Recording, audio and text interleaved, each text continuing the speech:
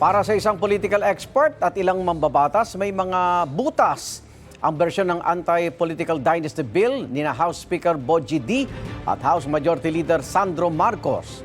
Sa ilalim ng House Bill 6771, bawal tumakbo ng sabay sa eleksyon ng mga magkakamag-anak hanggang 4th degree of consanguinity.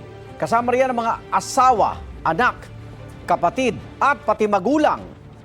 Kung ang isang kandidato ay naupo sa national position, hindi pwedeng makaupo rin sa national position ng kanyang kamag-anak.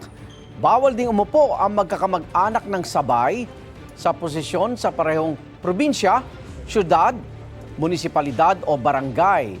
Ayon sa Makabayan Block na naghain din ng bersyon ng anti-political dynasty bill, kapos at mapanlinglang nila ang panukala ni Diat Marcos dahil makakalusot pa rin ang political dynasty kung tatakbo ang magkakaanak sa iba't ibang posisyon. Dagdag ni Representative Laila De Lima na may inihainding hiwalay na panukala, baka magresulta pang anti-political dynasty bill ni Diat Marcos sa isang fat political dynasty. Una naman ang political scientist na si Professor Julio Tihanki, kulang pa ang mga paghihigpit sa panukala ni Diat Marcos sa kanilang bersyon. Iniingan pa ng pahayag si Diat Marcos kaugnay niyan.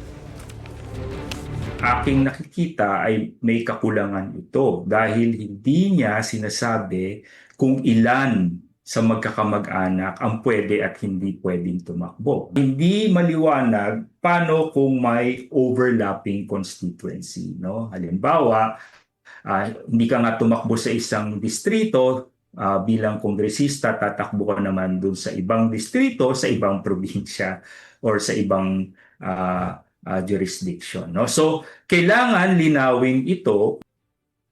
Igan, mauna ka sa mga balita, mag-subscribe na sa GMA Integrated News sa YouTube para sa iba't ibang ulat sa ating bansa.